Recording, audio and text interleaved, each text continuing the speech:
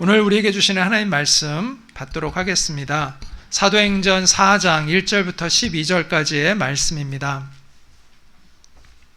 사도들이 백성에게 말할 때 제사장들과 성전 맡은 자와 사두개인들이 이르러 예수 안에 죽은 자의 부활이 있다고 백성을 가르치고 전함을 싫어하여 그들을 잡음에 날이 이미 저물었으므로 이튿날까지 가두었으나 말씀을 들은 사람 중에 믿는 자가 많으니 남자의 수가 약 5천이나 되었더라.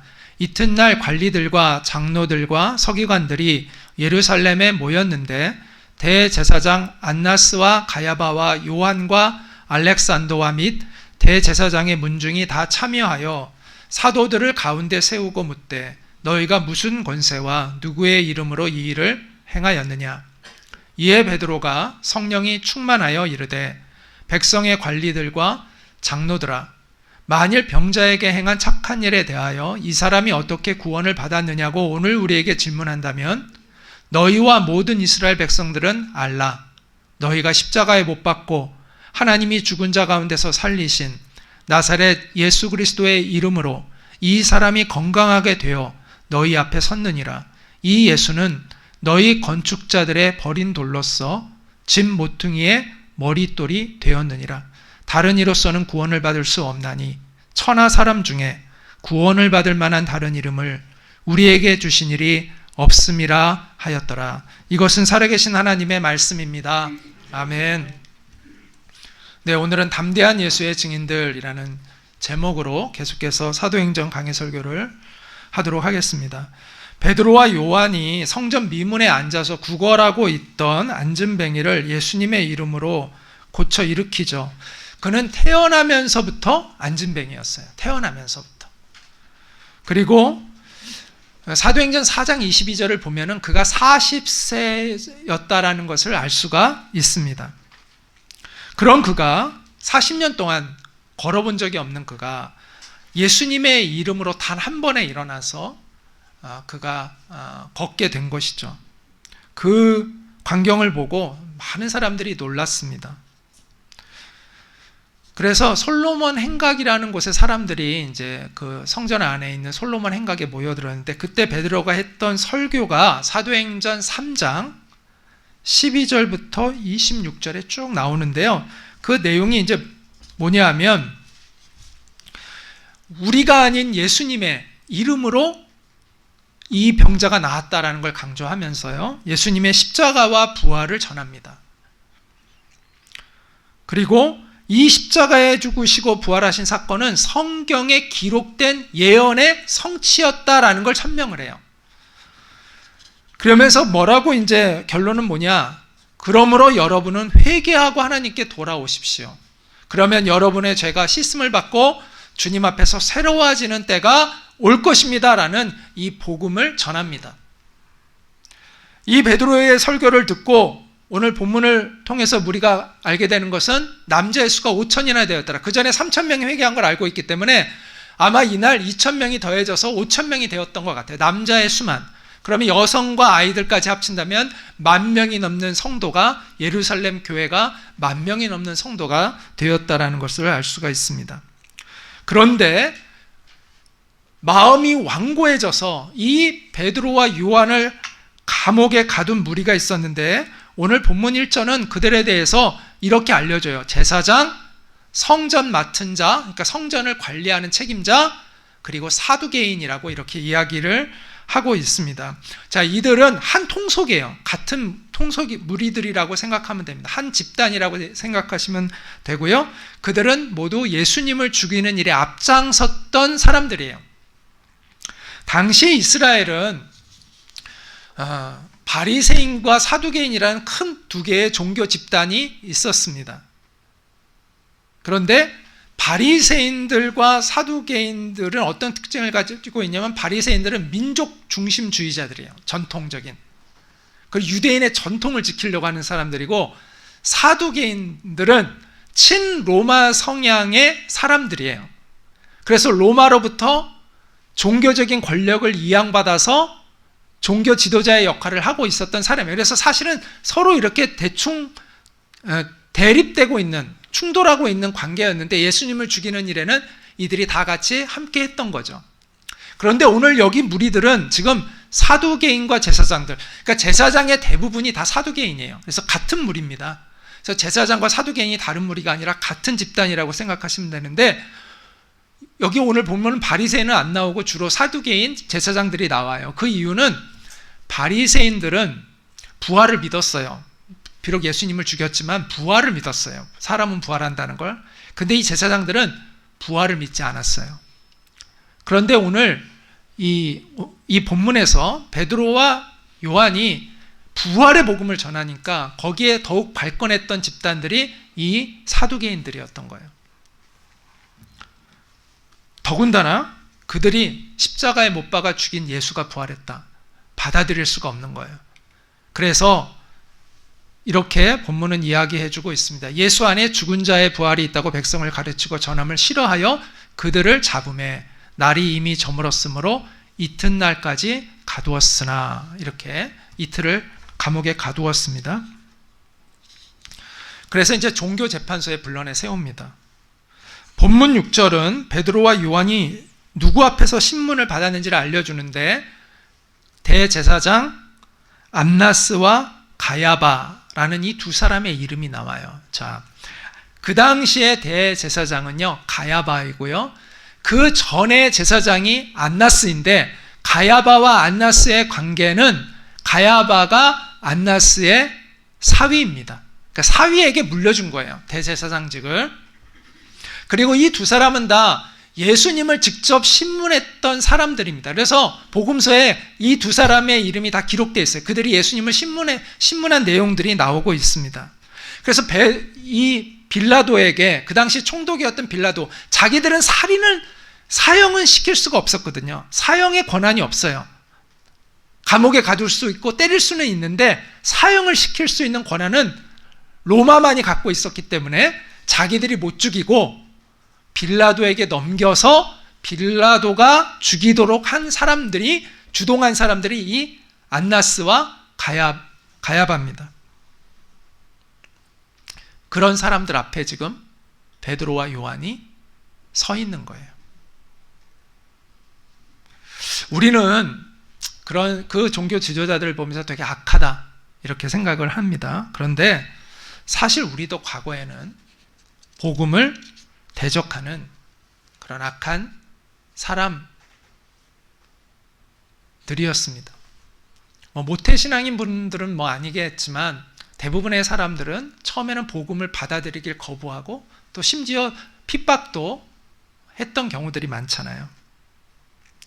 처음부터 복음을 순순히 받아들이는 사람이 거의 없어요. 왜 그럴까요? 왠지 아세요? 여러분 경험하신 분 있으세요? 왜일까요?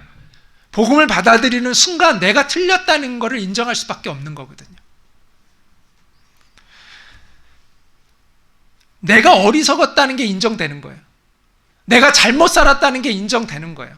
내가 죄인이라는 사실이 인정되는 거예요. 내 인생이 허무하다는 것을 인정할 수밖에 없는 거예요. 그걸 인정해야 복음을 받아들일 수가 있는 거기 때문에 처음에 그것을 거부하게 돼요. 그리고 어떤 사람들은 심지어 거부함에서 그치는 게 아니라 그 복음을 전하는 사람들을 미워하고 싫어하고 핍박까지 하게 되죠. 제사장들은 이 솔로몬 행각에서 베드로가 선포한 예수 그리스도의 복음을 듣고 기겁을 합니다. 십자가에 못 박은 예수님이 부활하셨다라고 전했기 때문인데요. 그리고 그 예수님의 이름으로 이 안진뱅이가 일어나는 기적이 일어난 거라고 이야기했기 때문입니다. 자, 그게 사실이면 어떻게 되냐 하면 예수님을 누가 죽였어요? 자기네들이 죽였잖아요, 제사장들이. 그럼 누가 옳은 게 되는 거예요? 예수님이 옳은 게 되는 거예요.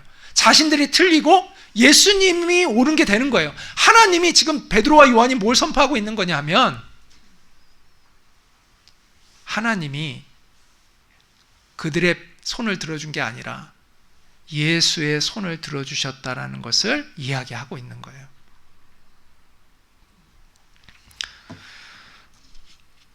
그래서 그들은 그것을 받아들일 수가 없어요. 그래서 칭찬받아야 할 사람들을 지금 감옥에 가두고 상을 주어도 모자랄 사람들에게 위협과 협박을 가하고 있습니다. 이게 우리가 마주대하고 있는 또 과거의 나의 모습이기도 했던 그런 세상이라는 것이죠.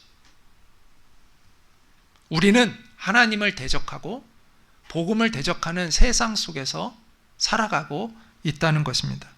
그러므로 우리가 복음을 듣기를 거부하는 사람들, 그걸 싫어하는 사람들을 만나는 것을 이상하게 여길 필요가 없어요.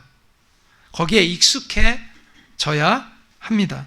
예수님은 제자들에게 이렇게 말씀하셨죠. 자, 말씀 같이 한번 읽겠습니다. 시작. 너희보다 먼저 나를 미워했다는 것을 알아라. 너희가 세상에 속하였다면 세상은 너희를 자기 것이라고 사랑할 것이다. 그러나 너희는 세상에 속하지 않았고 오히려 내가 너희를 세상에서 뽑아내었기 때문에 세상이 너희를 미워한다. 아까도 얘기했지만 당시에 이 종교 재판은 사형은 시킬 수 없었지만 상당한 권한을 가지고 있었습니다. 그래서 감옥에도 가두잖아요. 매도 때리고 얼마든지 그럴 수가 있는 거죠. 그러면서 그들은 지금 그런 권한을 가지고 그들은 지금 이렇게 얘기합니다. 너희가 무슨 권세와 누구의 이름으로 이 일을 행하였느냐? 이게 몰라서 묻는 게 아니라 지금 협박하는 거죠. 그러지 말라고 협박하고 있는 거죠. 그런데 베드로가 성령에 충만해져서 이렇게 이야기합니다. 백성의 관리들과 장로들아, 만일 병자에게 행한 착한 일에 대하여 이 사람이 어떻게 구원을 받았느냐고 오늘 우리에게 질문한다면 너희와 모든 이스라엘 백성들은 알라. 너희가 십자가에 못 박고 하나님이 죽은 자 가운데서 살리신 나사렛 예수 그리스도의 이름으로 이 사람이 건강하게 되어 너희 앞에 섰느니라. 이 예수는 너희 건축자들의 버린 돌로서 집 모퉁이의 머릿돌이 되었느니라. 다른 이로서는 구원을 받을 수 없나니 천하 사람 중에 구원을 받을 만한 다른 이름을 우리에게 주신 일이 없음이라. 이렇게 선포를 했습니다. 베드로가 원래 이런 사람이 아니었잖아요. 과거에는 막 맨날 도망다니던 사람인데 지금은 너무나 담대하게 자신을 위협하는 권력자들 앞에서 이렇게 외치고 있는 것을 보게 됩니다. 무엇이 그를 이렇게 변화시켰다고요? 성령에 충만하여, 성령이 충만하여, 성령의 충만함을 받았기 때문이라는 것이죠.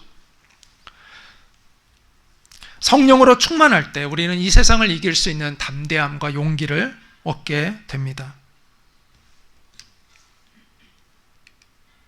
베드로가 이렇게 얘기했죠. 너희가 십자가에 못 박고 하나님이 죽은 자 가운데서 살리신 나사렛 예수 그리스도의 이름으로 이 사람이 건강하게 되어 너희 앞에 섰느니라. 이 말이 누구 앞에서 한 거라고요? 예수님을 십자가에 죽인 장본인들 앞에서 한 말이에요. 더 나아가 베드로는 시편 말씀을 인용해서 시편 118편 22절을 인용해서 이 예수는 너희 건축자들의 버린 돌로서 집 모퉁이의 머릿돌이 되었느니라 이렇게 얘기했는데 예수님을 제사장들이 십자가에 못 박은 것을 버린 것에 비유하는 것이죠. 그런데 하나님이 그들이 버린 돌을 하나님의 집을 세우는 모퉁이돌, 집을 세울 때 가장 처음에 세우는 돌이 모퉁이돌, 중심이 되는 돌이잖아요. 그 기초석이 되게 하셨다. 너희가 죽인 이 예수를 하나님이 하나님의 교회의 기초가 되게 하셨다. 하나님의 집의 기초가 되게 하셨다라고 선포하고 있는 거예요. 진정한 성전의 기초가 예수 그리스도다라고 지금 성전을 지키고 있는 사람들과 그 성전을 관리하는 사람들 앞에서 외치고 있는 것이죠. 그러면서 다른 이로서는 구원을 받을 수 없다. 오직 구원받을 수 있는 이름은 예수 그리스도 한 분이다라고 이야기를 하고 있는 거죠. 이게 양보할 수 없는 진리죠. 이 말씀이 다른 이로서는 구원을 받을 수 없나니 천하 사람 중에 구원을 받을 만한 이름은 오직 예수 그리스도라는 것이 우리가 절대로 타협할 수 없는 절대 진리죠. 사실 우리는 이 절대 진리를 지키기 위해서 핍박과 고난도 받는 것입니다. 어떤 분들은 이것 때문에 순교까지도 당합니다. 그런데 어떤 희생을 치르더라도 우리가 양보할 수 없는 진리는 바로 이거죠. 다른 종교를 가진 사람들은 이 진리를 우리가 선포할 때 독선적이라고 생각합니다. 그런데 그건 독선이 아니라 진리입니다. 독선과 진리는 달라요. 이거는 타협할 수 없는 진리인 것이죠. 만약 예수님의 다른 구원의 길이 있다면, 그런 사람도 있잖아요. 다 길은, 산 위로 가는 길은 여러 가지다. 다른 종교로도 하나님을 만날 수 있다. 꼭 예수님만을 통해서 하나님 만나는 건 아니다. 하나님의 구원을 받는 건 아니다. 라고 한다면 굳이 왜 예수님이 이 땅에 오셔야 됐죠? 만약 그게 가능하다면 예수님이 이 땅에 오실 이유가 없죠. 만약 그게 가능하다면 하나님이 그렇게 아파하시면서 그 희생을 치르시면서 예수님의 십자가에 달리게 하실 이유가 없죠. 만약 다른 구원의 길이 있다면 왜 예수님이 이 땅에 오셔서 그 고난을 당하시고 그렇게 죽으셔야 했겠습니까? 유일한 구원의 길이 그것이기 때문에 그렇게 하신 것이죠. 그래서 이것은요, 절대 양보할 수 없는 진리입니다. 제가 전에 한양대학교 4학년에 다니고 있는 한 대학생과 이야기하면서 전도했던 적이 있었습니다. 이 학생은 아버님이 일찍 돌아가셔가지고요, 대학생인데 가족의 생계를 책임져야 되는 거예요. 참 성실한 학생이더라고요. 그래서 더 전도하고 싶었어요. 참 열심히 살아가요. 대학교 다니면서도 보험 설계사로 일을 했어요. 제가 그 청년을 전도 집회 앞두고 만나서 그 집회에 초청하면서 제가 기도하겠다고 했더니 이 청년이 뭐라고 저에게 얘기를 하냐면 이렇게 얘기하더라고요. 목사님, 저를 위해 기도해 주시지 말고 저보다 더 힘들게 살고 있는 사람들, 또 병으로 고통받고 있는 사람들을 위해서 기도해 주세요. 라고 이야기하더라고요. 이 청년은 제가 기도해 주겠다는 말을 좀 오해한 것 같아요. 어떻게 오해냐면, 이 이야기를 들어보니까 정말 이렇게 혼자서 열심히 살아가는 이 청년이 잘 되게 해달라고 제가 기도해 준다는 의미로 받아들였던 것 같아요. 그래서 저 말고요, 저보다 훨씬 불쌍한 사람들 많으니까 그 사람들을 위해서 기도해 주세요라고 이야기하는 거예요. 그래서 제가 그 친구한테 이렇게 얘기를 했어요. 이 세상에서 정말 불쌍한 사람들은 힘들고 어렵게 살아간 사람이 아니라고. 병들어 죽게 된 사람이 불쌍한 사람이 아니라 진짜 불쌍한 사람들은 예수님을 모르고 살아가는 사람들이라고. 그래서 제가 형제를 위해서 기도하겠다고 하는 거라고 알려줬어요. 가난한 사람이 뭐가 불쌍합니까? 암에 걸려서 죽게 된 사람이 뭐가 불쌍합니까? 예수 믿으면 불쌍한 거 전혀 아니라고. 저는 그 사람들을 불쌍하다고 생각하지 않는다고. 제가 형제를 위해서 기도하겠다고 한 거는 예수 믿지 않는 사람이 가장 불쌍하다고 생각하기 때문에 형제를 위해서 기도하겠다고 한 거라고 이야기했어요.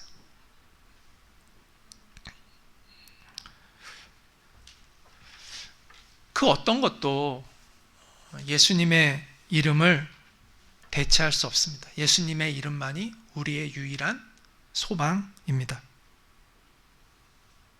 이 세상의 그 어떠한 가치도, 위대한 가치도 예수님의 이름을 대체할 수 없습니다. 다 예수님의 이름에 비하면 다 초라한 가치들일 뿐입니다. 어떤 가치도, 이 세상의 어떤 위대한 가치도 예수님의 이름에 비하면 초라해지는 것입니다.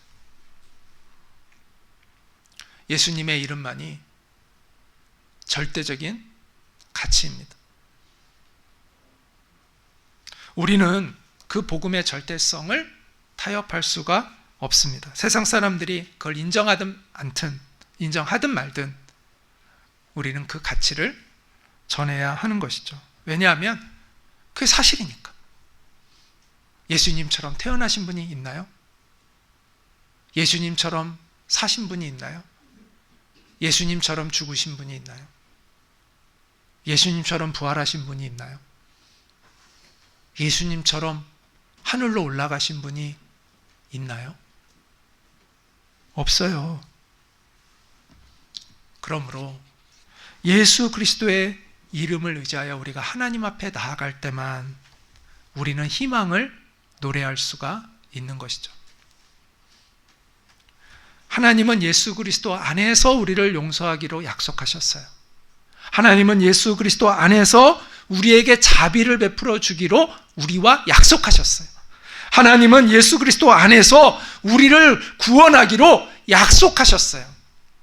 그 약속이 바로 이 성경이죠. 그 약속을 담아내고 있는 책이. 다른 이로서는 구원을 받을 수 없나니 천하 사람 중에 구원을 받을 만한 다른 이름을 우리에게 주신 일이 없습니다. 이 구원받은 하나님의 백성은 자연스럽게 예배하는 백성이 되고, 예배하는 하나님의 백성이 되고, 선교하는 하나님의 백성이 되는 거죠. 우리가 예수님의 이름으로 구원을 받게 되잖아요. 그러면 우리를 구원해 주신 하나님을 찬양하는 하나님의 백성이 될 수밖에 없고요. 또 우리가 예수님의 이름을 전하는, 선교하는 하나님의 백성들이 될 수밖에 없습니다. 그래서 예수님의 사람들은 예배하는 하나님의 백성이고 또한 선교하는 하나님의 백성이 되게 됩니다. 아까 이야기했지만 복음을 듣는 사람들이 처음부터 복음을 환영하지 않아요. 불편해해요. 왜? 자신이 희망이 없다는 걸 인정해야 그 복음을 받아들일 거 아니에요. 그래서 싫어해요. 나는 예수님 이름 없이도 얼마든지 잘 살 수 있어. 나는 예수님 이름 없이도 나는 가치 있는 사람이야. 나는 예수님 없이도 얼마든지 당당한 존재야 라고 믿고 싶어요. 사람들은 그렇게 주장하고 싶어해요. 예수 그리스도 없이도 자신에게 희망이 있는 존재인 것처럼 그렇게 자신을 포장하고 싶어해요. 그런 사람들 앞에서 복음을 전한다는 게 만만치 않죠. 그래서 사도 바울은 이런 고백을 했어요. 같이 한번 읽겠습니다. 내가 복음을 부끄러워하지 아니하노니 이 복음은 모든 믿는 자에게 구원을 주시는 하나님의 능력이 됩니다. 우리가 복음을 전할 때 사람들이 환영을 받아들이면 그런 유혹을 왜 받겠어요? 부끄러워할 유혹을 왜 받겠어요? 그런데 사람들이 거부하고 모욕을 주고 그러니까 부끄러워할 유혹을 받지만 내가 이 복음을 부끄러워하지 않는 이유는 내가 이 복음으로 구원을 받았고 모든 믿는 자에게는 이 복음을 믿는 자는 살아날 것을 내가 확신하고 믿기 때문이라고 고백하고 있는 것이죠. 우리는 예수 그리스도의 복음을 부끄러워할 수 없습니다. 왜냐하면 이 복음은 나를 살린 복음이고 누구든지 그 이름을 믿는 자마다 살리는 복음이기 때문입니다. 구원의 능력의 이름, 예수 그리스도의 이름을 담대히 선포하는 우리 모두가 되기를 간절히 소망합니다. 여러분은 무엇을 위해서 하늘로부터 오는 능력을 구합니까? 세상 사람들에게 인정받고 싶어서 하늘로부터 오는 능력을 구합니까? 아니면 진실하고 담대한 복음의 증인이 되고 싶어서 하늘로부터 오는 능력을 구하고 있습니까? 우리가 하늘로부터 오는 능력, 성령의 충만함을 받아야 하는 가장 중요한 이유는 어떤 상황 속에서도 우리가 담대한 복음의 증인으로 살아가기 위해서입니다. 성령 충만한 사람은요, 그 특징은 방언하는 것도 아니고 병을 고치는 능력을 가진 것도 아니고 사람들을 놀라게 하는 기적을 일으키는 그런 사람이 되는 것도 아닙니다. 물론 그러한 것들이 성령 충만함을 받은 결과의 한 부분들일 수는 있어요. 그러나 성령 충만을 받은 확실한 증거는, 가장 확실한 증거는 어떤 상황에도, 어떤 어려움이 와도, 어떤 고난 속에서도 담대한 복음의 증인이 되는가에 있는 거예요. 그게 성령 충만의 가장 분명한 증거예요. 복음을 증언할 수 있는 그 용기 있는 사람이 되는 것이 성령 충만의 가장 본질적인 증거인 것입니다. 어떤 상황에도 굴하지 않고 복음의 증인으로 서는 것, 이게 성령 충만의 증거이죠. 그리고 내 이름이 인정받지 못하는 것 때문에 분노하는 사람이 되는 것이 아니라 예수 그리스도의 이름이 인정받지 못하는 것을 보고 분해하고 슬퍼하고 마음 아파하는 사람이 되는 것이 성령 충만한 사람이 되는 것입니다. 제가 과거에 어떤 사람과 대화를 나누고 왔는데 마음이 너무 불편한 거예요. 불쾌해가지고 분노가 해서 잠을 못 자겠더라고요. 예전에 그랬다는 겁니다. 제가 지금 그렇다는 것이 아니라. 근데 제가 왜 그랬는지는 기억은 안 나요. 솔직히 기억이 안 나요. 근데 어쨌든 화가 엄청 났었어요. 마음에 막 부글부글 했어요. 그날 밤 제가 일어나서 하나님께 기도를 했어요. 그랬더니 하나님이 저한테 이런 마음을 주셨어요. 아들아, 네가 왜 분노하냐? 예수의 이름이 상한 것 때문에 너는 지금 분노하니? 예수의 이름이 상한 게 아니지 않냐? 너의 좁은 마음을 넓혀라. 그리고 앞으로는 오직 예수의 이름이 상한 것으로 인해 아파해라. 그때 제가 되게 회개를 했어요. 제가 제 이름이 상한 것 갖고는 막 자존심 상해가지고 막 부글부글 하는 거예요. 그런데 예수님의 이름이 상한 것 때문에는 제가 그러지 않고 있더라고요. 그래서 그날 제가 회개하고 이런 결심을 했습니다. 예수님의 이름이 상한 게 아니라면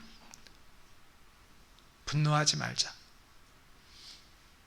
내 마음이 상하고 기분이 상하고 자존심이 상한 것들 가지고 분내지 말자.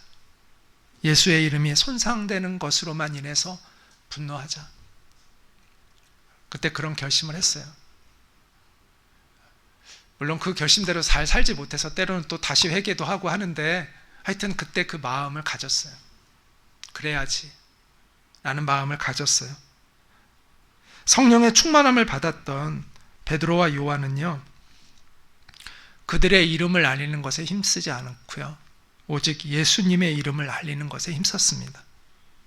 사람들이 처음에는 베드로와 요한을 주목해요. 대단한 사람이라고 막 그렇게 알고 막 몰려들어요. 근데 그 영광을 그들이 취하지 않고 예수님의 이름으로 그 영광을 돌립니다. 그리고 자신들을 주목하게 하지 않고 예수님을 주목하라고 말합니다. 그리고 베드로와 요한은 성령에 충만해져서 자신들을 위협하는 그 권력자들 앞에서 굴하지 않고 예수님의 이름을 당당하게 외칩니다. 우리도 그와 같은 성령 충만한 복음의 증인들이 되기를 소망합니다. 나를 주목하는 사람이 생길 때 그것을 내 것으로 취하는 것이 아니라 예수님께 주목하도록 하는 사람이 되어야 한다는 거죠. 그리고 복음을 전하지 말라고 위협하는 세상에 있을 때 우리는 더욱더 힘있게 복음을 전하는 사람들이 되어야 합니다. 그게 복음의 증인이죠. 오늘 본문에는 베드로와 요한만이 복음의 증인으로 있는 것이 아니라 또 한 사람의 복음의 증인이 있는 것을 보게 됩니다. 그가 바로 안진뱅이에요. 일어나 고침을 받은 안진뱅이입니다. 그들이 베드로와 요한이 담대하게 말함을 보고 그들을 본래 학문 없는 범인으로 알았다가 평범한 사람으로 알았다가 이상히 여기며 또 전에 예수와 함께 있던 줄도 알고 또 그 뒤에 이런 말씀이 나오죠. 병 나은 사람이 그 안진뱅이 과거에 안진뱅이였던 그 사람 일어나 걷게 된 그 사람이 그들과 함께 서 있는 것을 보고 여기서 그들은 베드로와 요한을 얘기하는 거죠. 베드로와 요한과 함께 서 있는 것을 보고 비난할 말이 없는지라 이렇게 이야기하고 있습니다. 성전 지도자들은 베드로와 요한이 그냥 단순한 어부라고 생각했어요. 그런데 말하는 게 이게 상당히 통찰력이 있고 자신들을 압도하는 걸 느끼고 깜짝 놀랐어요. 그러나 그들이 베드로와 요한을 풀어줄 수밖에 없었던 결정적인 이유는요, 병 나은 사람이 베드로와 요한 곁에 서 있었기 때문이에요. 그 제사장들이 늘 성전을 지나다니면서 당연히 보죠.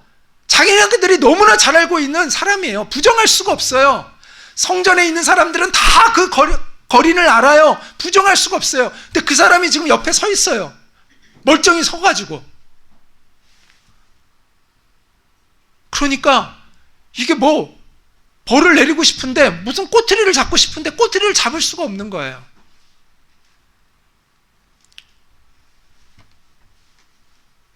그래서 이렇게 협박하죠. 절대로 예수의 이름으로 말하지도 말고 가르치지도 말라. 이렇게 위협하고 이제 풀어주려고 하는데 베드로와 요한이 또 거기에 굴하지 않고 하나님 말씀을 듣는 게 당신들의 말을 듣는 듣는 것이 하나님 보시기에 옳은 일인지 이제 한번 판단해 봐라. 하나님 말을 내가 들어야 되겠냐, 너희 말을 내가 들어야 되겠느냐, 이렇게 얘기하는 거죠. 우리가 보고 들은 것을 말하지 아니할 수 없다. 그러니까 우리는 끝까지 예수의 이름을 전하겠다는 거죠. 얼마나 믿겠어요, 그 제사장들이. 근데도 풀어줄 수밖에 없었어요. 왜? 그 증인이 옆에 서 있으니까.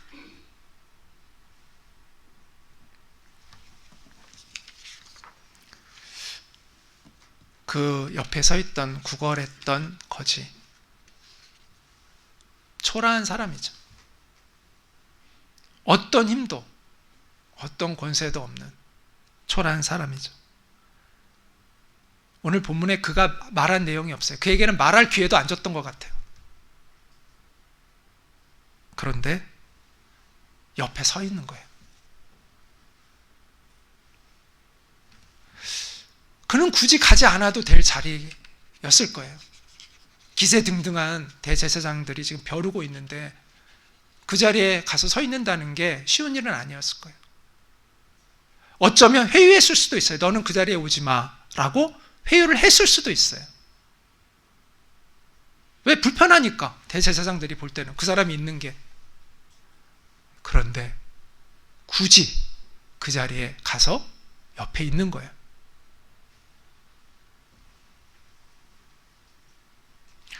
베드로와 요한처럼 앞에 나서서 막 그 힘있게 복음을 선포하는 그러한 증인들도 귀중하지만 병고침을 받은 그 사람처럼 뒤에서 묵묵히 용기 있게 서 있는 복음의 증인들도 필요합니다. 앞에서 복음을 전하는 목사만 중요하지 않습니다. 조용히 뒤에서 섬기는 우리 일반 성도님들이 너무나 소중한 복음의 증인들이 되는 것이죠. 유명한 목사만 필요하지 않습니다.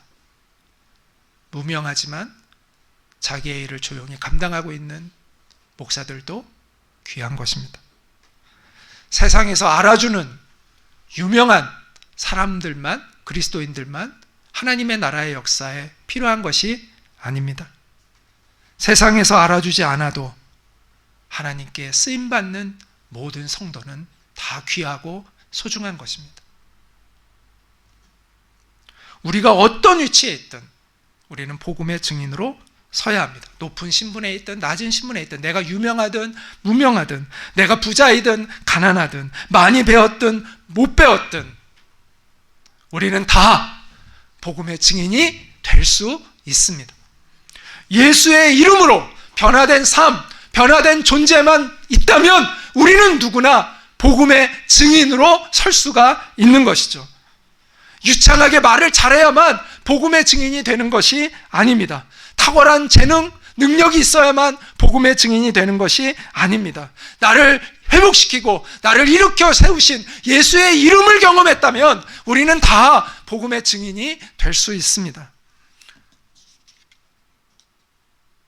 그 주님께 감사한 마음을 우리가 가지고만 있다면 우리는 다 복음의 증인이 될 수가 있습니다.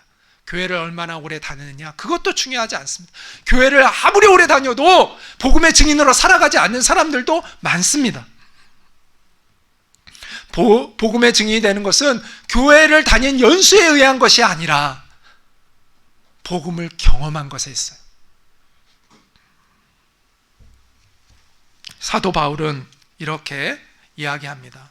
한번 같이 읽어볼까요?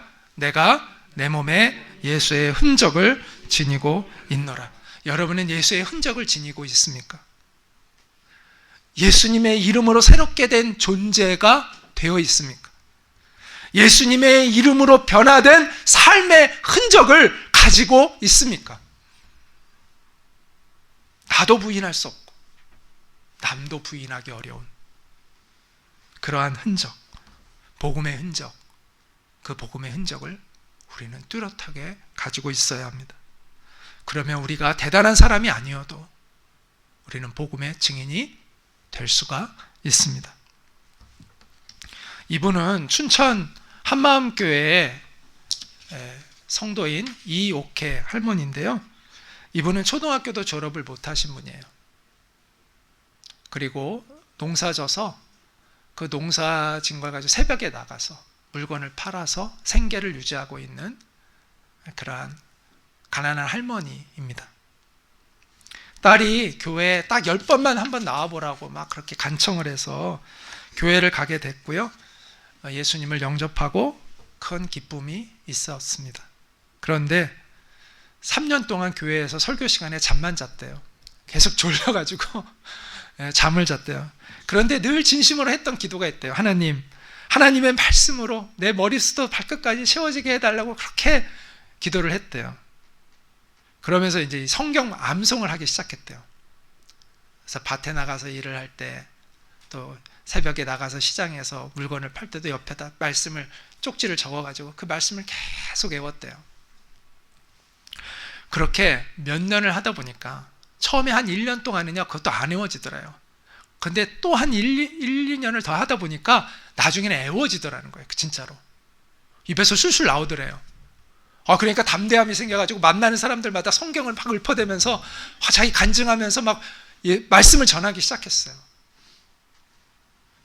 자기의 신앙도 성장하고 또 자기의 그 병도 고침을 받는 기적도 체험하고 그런 간증들을 막 하면서 사람들에게 말씀을 전하니까 사람들이 그 말씀을 듣고 너무 좋다고 또 한 번 들려달라고 하고 막 그러더라는 거예요. 그렇게 하면서 많은 사람들을 전도하고 계시더라고요.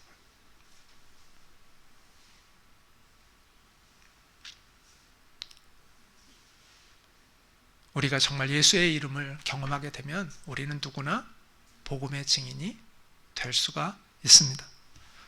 여러분, 우리의 정체성은 무엇입니까? 우리는 예수의 증인들이죠. 예수 이름의 증인들입니다. 예수의 이름만이 우리를 구원할 수 있는 유일한 이름이라는 것을 경험했고, 그래서 그 이름을 온 세상에 알리는 비전을 품게 된 사람들, 그들이 바로 그리스도인인 것이죠. 우리가 그 비전을 외면하고 다른 비전을 어떻게 품을 수가 있겠습니까? 그 위대한 비전 안에 다른 작은 비전들이 들어가게 되는 거예요. 그 어떤 비전이 이 예수 복음의 증인이 되는 것보다 더 큰 비전이 될 수가 있겠습니까? 그 위대한 비전 안에 사업가가 되려는 아주 작은 비전이 들어가는 거예요. 아주 작은 비전들이에요. 그 다른 비전들은 그 작은 비전이 들어가는 거예요. 예수 그리스도의 복음을 전하는 그 위대한 비전 안에 피아니스트가 되려는 아주 작은 비전이 들어가는 거예요. 예수 그리스도의 그 이름을 전하려는 그 위대한 비전 안에 모든 작은 비전들이 들어가는 거예요.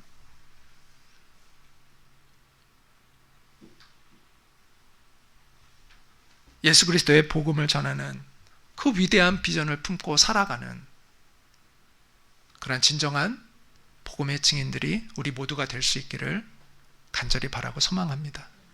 그래서 여러분이 있는 그곳에 예수님의 이름이 선포되게 되고 그 예수님의 이름을 능력을 경험하는 사람들마다 그들도 여러분과 함께 하나님을 예배하는 자가 되는 역사가 일어나기를 주님의 이름으로 축원합니다.